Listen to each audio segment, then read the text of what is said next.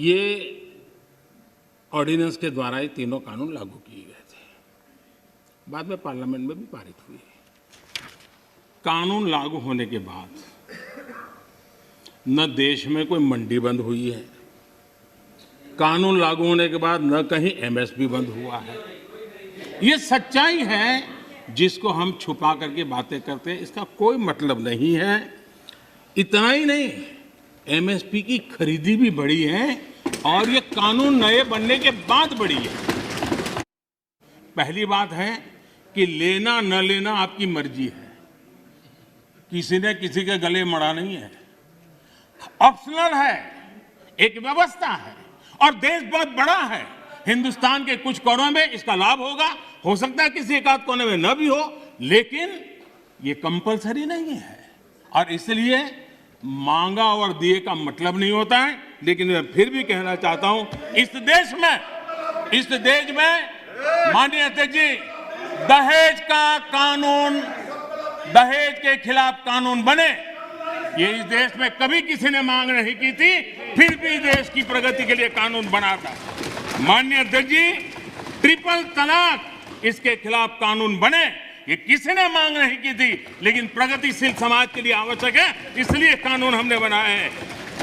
हमारे यहाँ बाल विवाह पर रोक, किसी ने मांग नहीं की थी कानून बनाओ, फिर भी कानून बने थे, क्योंकि प्रगतिशील समाज के लिए आवश्यक होता है।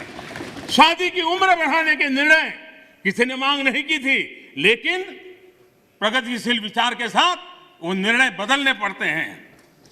बेटियों को संपत्ति में अधिकार किसी ने मांग नहीं की थी, लेकिन एक प्रगतिशील समाज के लिए आवश्यक होता है, तब जाकर के कानून बनाया जाता है। शिक्षा को अधिकार देने की बात किसी ने मांग नहीं की थी, लेकिन समाज के लिए आवश्यक होता है, बदलाव के लिए आवश्यक होता है, तो कानून बनते हैं। किसान आंदोलन की पवित्रता, और मैं बहुत जिम्मेवारी के शब्द प्रयोग करता हूं, मैं किसान आंदोलन को पवित्र मानता हूं और भारत के लोकतंत्र में आंदोलन का महात्म्य है और रहने वाला है और जरूरी भी है। लेकिन जब आंदोलनजीवी पवित्र आंदोलन को अपने लाभ के लिए बर्बाद करने के लिए निकलते हैं, तब क्या होता है? कोई मुझे बताए, 3 किसान कानून की बात हो और दंगाबाज लोग जो जेल में हैं, जो संप्रदायवादी लोग जो जेल में हैं, जो आतंकवादी लोग जेल में हैं, जो नक्सलवादी जेल में हैं, उनकी फोटो लेकर के उनकी मुक्ति की मांग करना, ये किसानों के आंदोलन को अपवित्र करने का प्रयास है कि नहीं? दुर्भाग्य है कि हमारे देश में खेती में निवेश जो होना चाहिए वो नहीं हो रहा है। सरकार उतना कर नहीं पा रही है, राज्य सरकारें भी नहीं कर पा रही हैं और किसान खुद भी नहीं कर पा रहा है। जो कुछ भी उसको निकलता है बच्चों को पालने में और घर पेट भरने में उसका चला जाता है, और इसलिए निवेश की बहुत बड़ी आवश्यकता है।